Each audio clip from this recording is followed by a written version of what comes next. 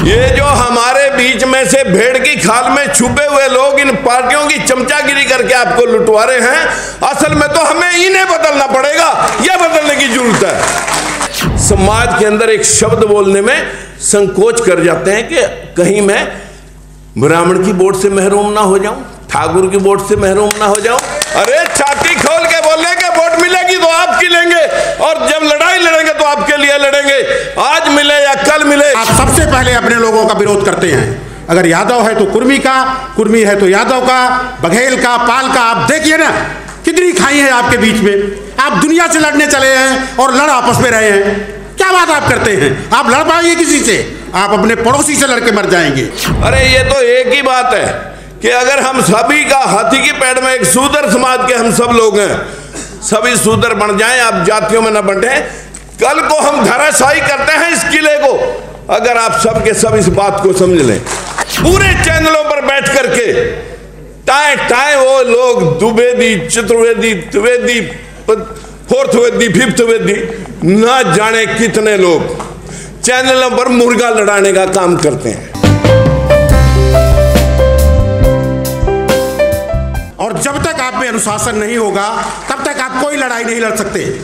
आप सबसे पहले अपने लोगों का विरोध करते हैं। अगर यादव है तो कुर्मी का, कुर्मी है तो यादव का, बघेल का, पाल का। आप देखिए ना कितनी खाई है आपके बीच में। आप दुनिया से लड़ने चले हैं और लड़ आपस में रहे हैं। क्या बात आप करते हैं? आप लड़ पाएंगे किसी से? आप अपने पड़ोसी से लड़के मर जाएंगे। अरे आप छोड़ना सीखिए। जिसको आप अपना मसीहा मानते हैं, उन सब लोगों ने त्याग करके लड़ाई लड़ी थी। तब पेरियार के पास कितनी संपत्ति थी। आपके लोग संपत्ति बनाने में लगे हुए। ज्योतिबा फुले को क्या जरूरत थी?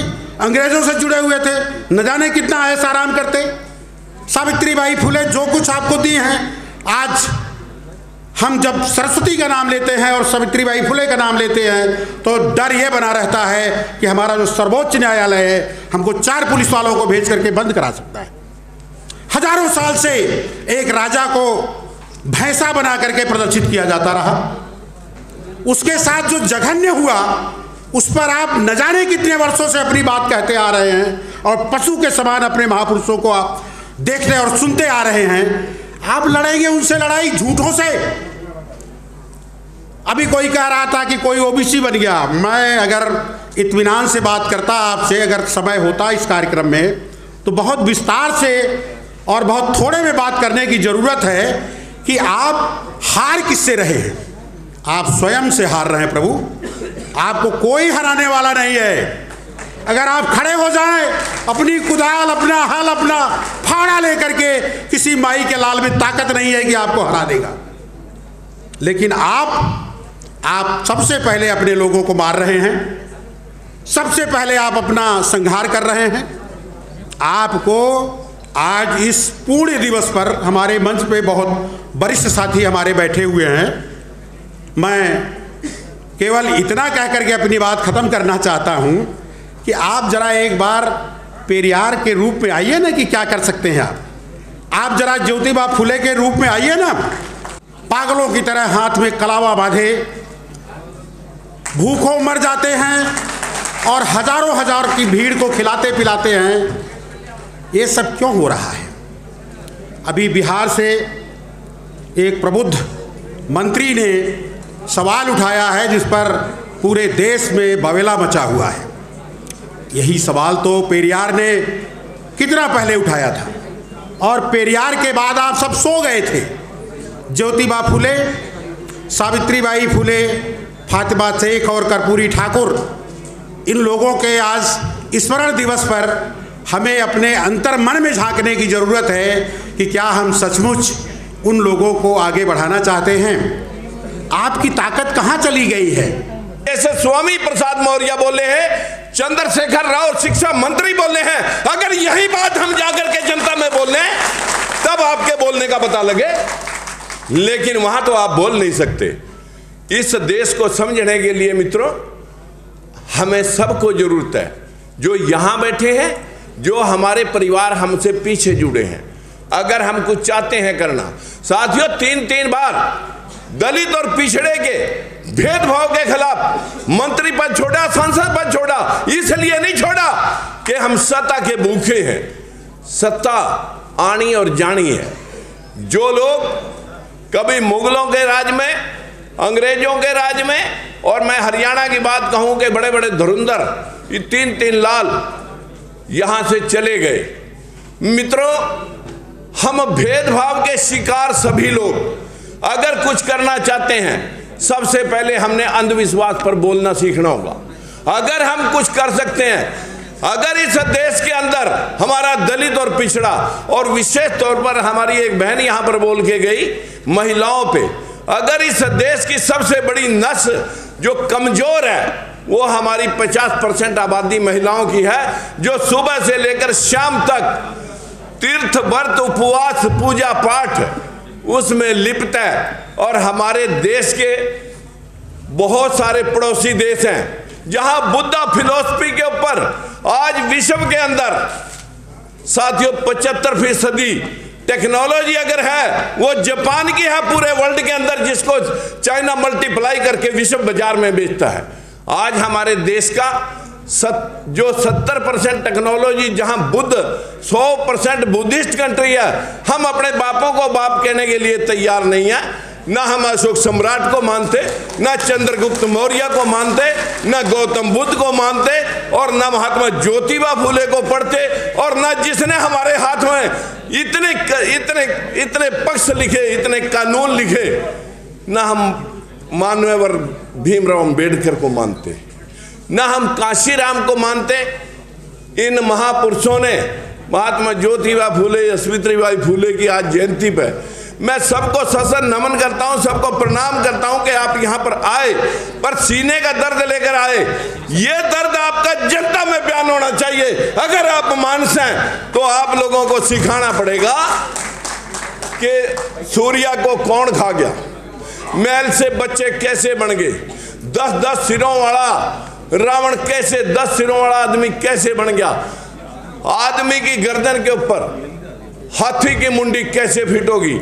हमारे देश का प्रधानमंत्री कहता है कि घोड़े के जमाने से हमारे देश के अंदर प्लास्टिक सर्जरी थी, जैसे एक ही लैब में प्रधानमंत्री जी और बोला जी दोनों एक ही जगह पर प्लास्टिक सर्जरी कर रहे थे।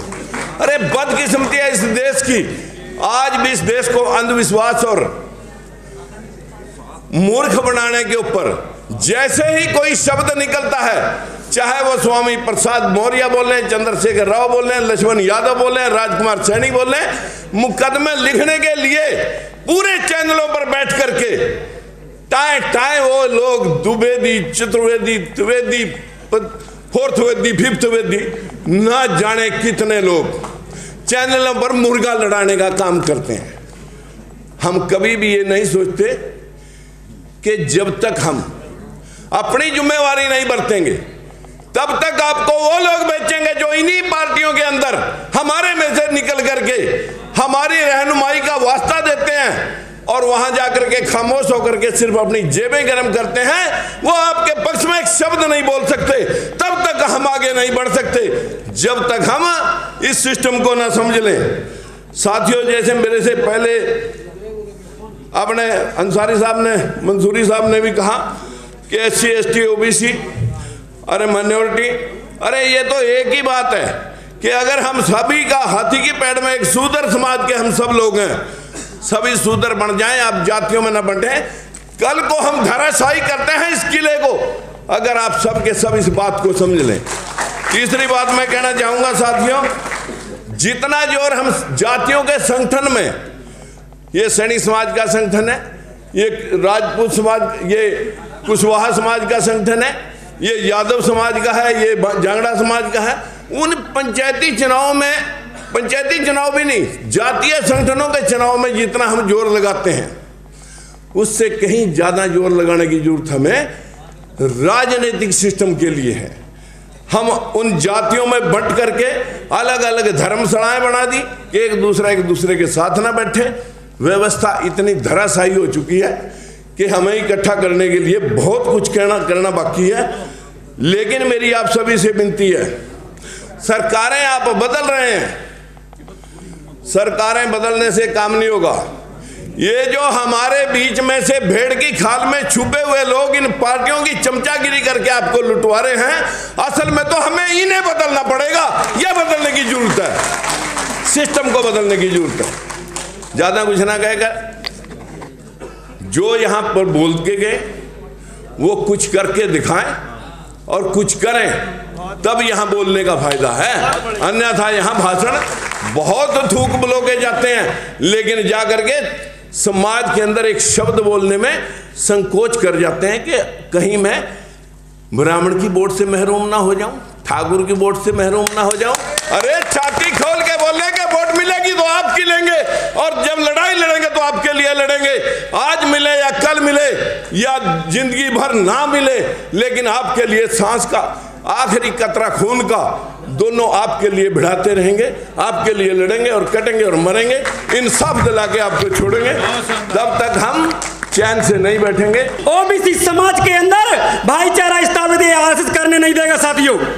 इसलिए हमें जातिगत जनगणना करानी पड़ेगी, और ओबीसी महासभा लगातार पूरे देश के अंदर लाखों ज्ञापन दे चुकी है। लेकिन ये लोग मीडिया वाले कहते हैं बार बार कि मोदी जी ओबीसी हैं, मोदी जी ओबीसी हैं। तो मैं पूछना चाहता हूं, आज तक सरकार में बैठने के बाद भी मोदी जी ने एक बार भी ओबीसी की गिनती की बात नहीं की। जबकि यही जब सरकार में नहीं थे तो इनके मंत्री जो मंत्री हैं इनके ये कहते थे कि इनकी गणना होना चाहिए। इनका ये दोगलापन हमें 2024 में और मध्य प्रदेश में 2023 में खत्म करने का काम करना है साथियों। जब तक जनगणना नहीं होगी, हम आने वाले समय में ये शपथ दिलाने का काम करेंगे कि हम सवर्णों को वोट देने बिल्कुल नहीं देंगे, ओबीसी एसटी के लोग, माइनॉरिटी के लोग, ये शपथ दिलाने का काम करेंगे।